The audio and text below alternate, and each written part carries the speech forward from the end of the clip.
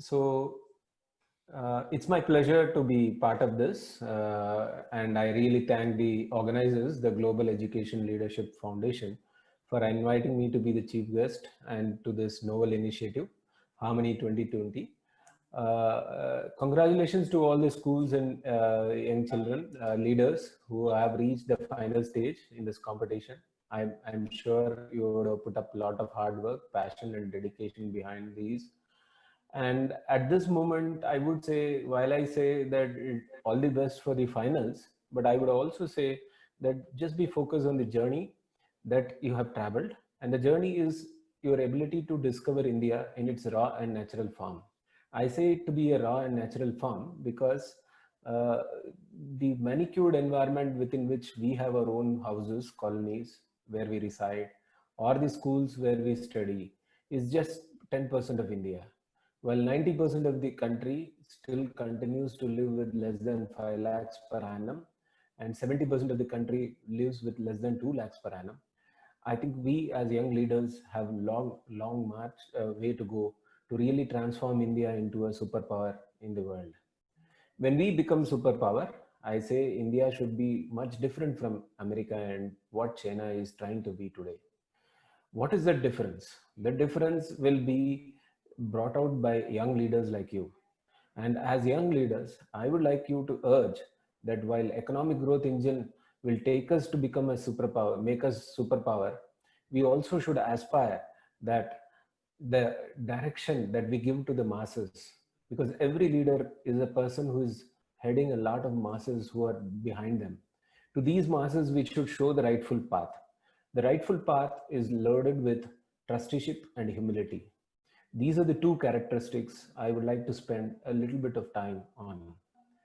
What is trusteeship?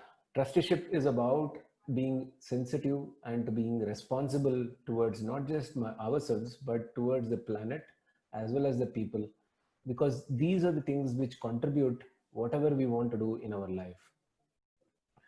The road that we travel on, the car that we buy, the flat that we purchase, each of it is not a creation that I have done in my lifetime. These are some things which have been created by many more civilizations, many more people who have spent enough time and energy to discover all of these and lay it for us to travel onto the road to travel on.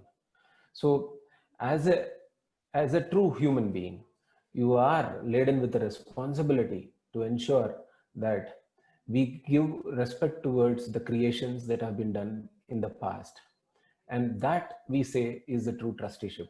A trusteeship which realizes that whatever I create in my lifetime is not something which I have created by myself, but by taking help from what evolution has contributed towards.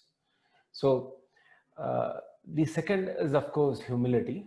And humility will come into you when you discover that the world and the universe is not just created for ourselves, but it is also created for both the animate and inanimate things in the universe. When I say this, to just simplify, we have to understand that the rain is not just for me. It is for every flower, every plant, every virus, every bacteria, every uh, drop which becomes the ocean, and all of that.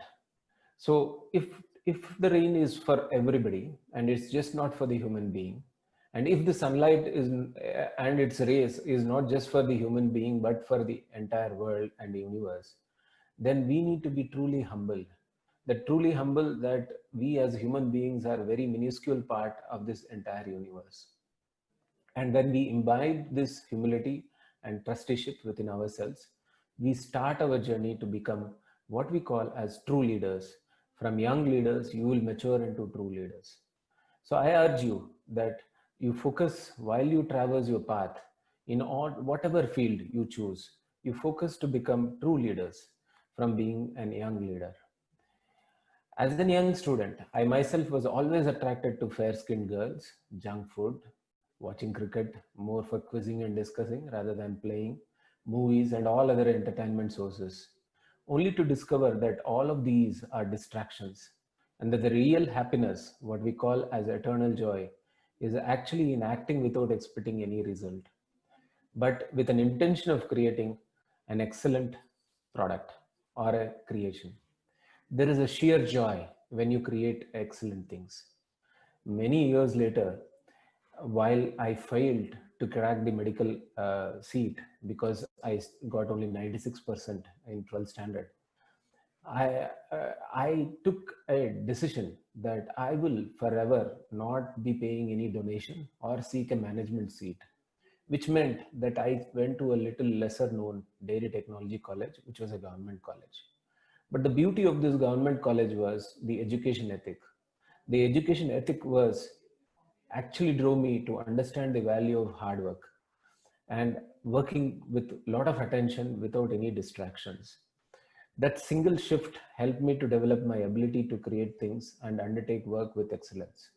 Commitment to action without even distraction of desires of results helps you to make things perfect. And to my surprise, many years later, I discovered that the true meaning of beauty is perfection and excellence. Just to elaborate this, that you see, most of us will agree that excellent creations are wonders, like the seven wonders of the world. And if you just explore a little bit deeper, you will understand that the reason why Taj Mahal or a Leaning Tower of Pisa or a Statue of Liberty or an Eiffel Tower is acknowledged as true beauties is because of the effort that the creators have taken behind it. The creators never thought about time, neither thought about resources, nor were eager to get results in their own lifetime. They just simply created without any of these constraints in their mind. These were creators who were doing work for excellence, but not for results or some appreciation from others. So I urge as young leaders that while you have trusteeship and humility, you should also develop a characteristics where you create for the sheer joy, excellence for the sheer of joy. When you imbibe these three characteristics, trusteeship, which is responsibility towards planet and people, humility, which is sensitivity, and third, which is creation for excellence, you will definitely mature as true leaders. The road ahead is difficult and is less traveled when you want to become a true leader. And very few people in the world have achieved that. But many true leaders, which I hope from among the young leaders will emerge, will actually make this country really a superpower, which is distinct from what America and China is trying to create. So I once again thank organizers for giving me this opportunity to speak. I have not toned down my message simply because I always believe that the young people are always more intelligent. They possess the true intelligence.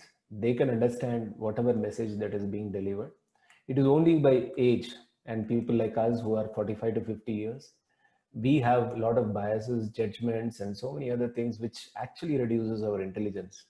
So I hope my message is taken seriously and you all emerge as true leaders. All the best for today's competition, and thanks once again to the organizers for giving me this opportunity.